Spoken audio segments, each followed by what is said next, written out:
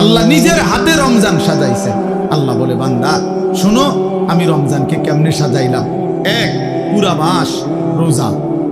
2, প্রতিদিন ইফতার। 3, প্রতিদিন সাহারি। 4, প্রতিদিন 20 রাকাত তারাবি। 5, শেষ দশকে এতেকাফ। 6, শেষ দশকের বেজর রাত্রিতে শবে কদর।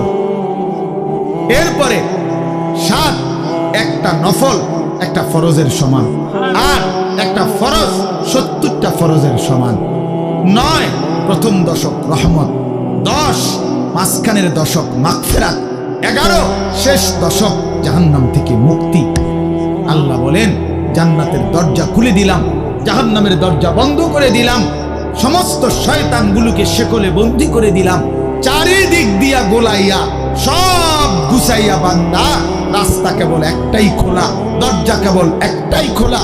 পুরা রমজান রাতে আসো, দিনে আসো, দুপুরে আসো, শুধু আমার গোলামি করবা, গুনাহ ছেড়ে দিবা, আর একটা দরজা দিয়েই সবাই ঢুকবা। শুধুই জান্নাত, শুধুই জান্নাত, শুধুই জান্নাত, শুধুই জান্নাত। মহান আল্লাহ পাক রব্বুল আলামিন বলছেন, রমজান আমি কোরআন নাজিলের মাস। আমার শায়েখ বলে, আল্লামা মুফতি মুশতাকুন নবী সাহেব বড় সুন্দর বলছে হুজুরে, যে শুনেন আল্লাহ তাআলা রমজানকে বলছেন কোরআন নাজিলের মাস, এজন্য দামি বানাই দিয়েছেন রমজান। একটাবার চিন্তা করে দেখেন, প্রত্যেক রমজানে কোরআন নাজিল হয় না, রমজান নির্দিষ্ট একটি রমজানে না কোরআন নাজিল হয়েছে, কথা বুঝছেন না? কিন্তু ওই এক মাসে কোরআন নাজিল হয়েছে দেখা আল্লাহর এই জমিনে যতবার এই মাস ঘুরে ঘুরে আসতেছে 1450 বছর ধরে, প্রত্যেকবারই এই মাস দামি হয়ে যাচ্ছে।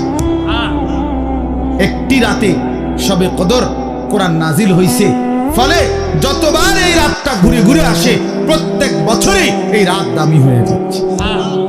অতএব কোরআনুল কারীম এক রাত্রিতে নাজিল হয়েছে, এজন্য প্রত্যেকবারই ওই রাত্রি দামি। একটি মাসে নাজিল হয়েছে, এজন্য প্রত্যেক বছর ওই মাসটা দামি। এজন্য যে ইমানদার কোরআনকে বুকে আগলায় নিছে, কোরআনকে নিজের জীবনে গ্রহণ করে নিছে, রমজানকে আপন করে নিছে, খোদার কসম রব্বে কারীম তাকেও সারা বছর সারা জিন্দেগি দামি বানায় দিয়েছে।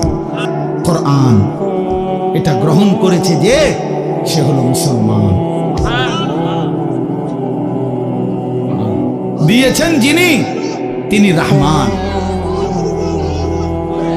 যিনি দিয়েছেন তিনি রহমান।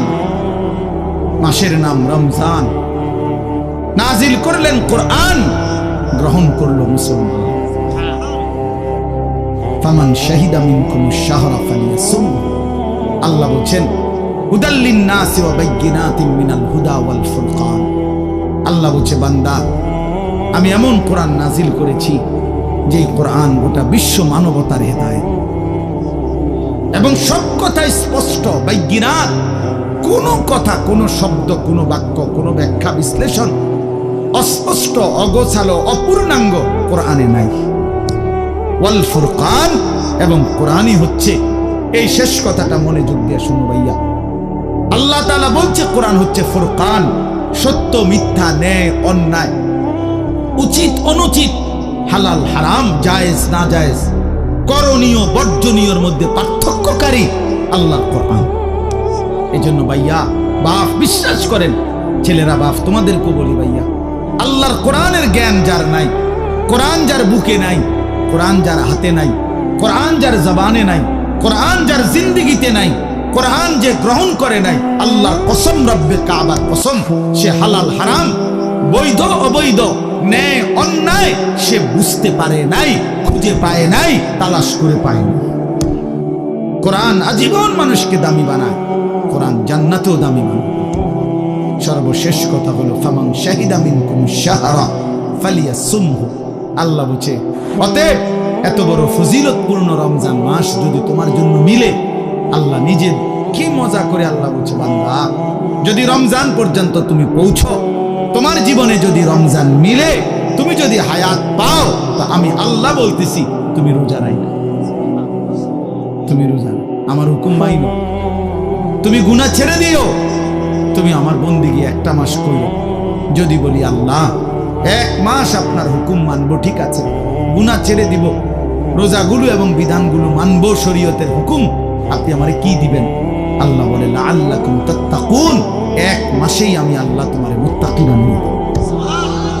যদি বলি মুত্তাকি হলে কি হবে, আল্লাহ বলে জানো না, জান্নাত বানানোই হয়েছে মুত্তাকিদের জন্য। উইদ্দাত লিল মুত্তাকিন, জান্নাত বানানোই হয়েছে মুত্তাকিদের জন্য। অতএব যে মুত্তাকি সেই জান্নাতি, যে জান্নাতি সেই মুত্তাকি। আমার কিশোর, আমার নওজোয়ান, আমার বাপ, আমার ভাই, আমার বন্ধু, আমার পর্দার আড়ালের মা বোন, সবাইকে বলি হায়াতের কদর করেন, জিন্দেগির কদর করেন। ছেলেরা, বাপ, ফিরে আসো তুমি আল্লাহর দিকে, কোরআনের দিকে, নামাজের দিকে, সেজদার দিকে। এই কপাল পৃথিবীর কোনো কামাইতে লাগে না। খেয়াল করে দেখো, উপার্জনের পৃথিবীতে মানুষ দেশে থাকুক আর বিদেশ থাকুক, চাকরি করুক আর ব্যবসায়ী করুক, ক্ষেত খামারে কাম করুক আর দিন মজুরি করুক, মাড়ি কাটুক আর যাই করুক, কপাল কোনো কামে লাগায় না। বুঝো না হিসাব? কপাল কি লাগায় না? কোন কাজে লাগায় না। কপাল শুধুই সেজদার জন্য, শুধুই সেজদা। কপাল শুধুই সেজদার জন্য। কিসের জন্য? আল্লাহ বলছেন এটা বানাইছি সেজদার জন্য। এই জন্য যে কপালে সেজদা নাই, আল্লাহ যেন বলেছে যে ওই মানুষের বাচ্চা না, ওই জানোয়ার। এই জন্য দোস্ত, কেন নামাজ পড়ো না? কেন সেজদা করো না? কেন আল্লাহকে ডাকো না? মাদেরকে জিজ্ঞেস করেন, বোনদেরকে জিজ্ঞাসা করেন, কেন আল্লাহর হুকুম প্রতিনিয়ত লঙ্ঘন করছে? কেন বোনেরা বেপর্দা? কেন মায়েরা বেপর্দা? মাকে বলেন, বোনকে বলেন, জিজ্ঞেস করেন নিজের বিবিকে। রাস্তার এই পুরুষদেরকে তোমার শরীর যৌবন দেখাইয়া কি অর্জন হয়েছে বলো? কয় টাকা কামাই হয়েছে? দুনিয়ারে বা কি পাইলা? আখিরাতের বা কি পাইলা? তোমরা একটা ছেলে বলো, বাবা, নারী আর ছবি আর উলঙ্গ দৃশ্য দেখে দুনিয়ার কি পাইলা আর আখিরাতের? আখিরাত তো কিছুই নাই, দুনিয়াও তো কিছু নাই। শরীর যৌবন, নিজের সক্ষমতা নষ্ট করা ছাড়া আর কি? আর কি ভাইয়া? এই জন্য আমি অনুরোধ করছি আপনাদের কাছে, আমরা যদি প্রত্যেকেই ভাবি আমরা ইমানদার, আমরা মুসলমান, আমাদের জিন্দেগি আখিরাত। আর এই আখিরাতের সবচেয়ে বড় ফিকির যদি আমার বিবেকে ঢুকে যে আসলে আমার জীবন আখিরাতের জন্য, আমারে আল্লাহ বানাইছেন আখিরাতের জন্য,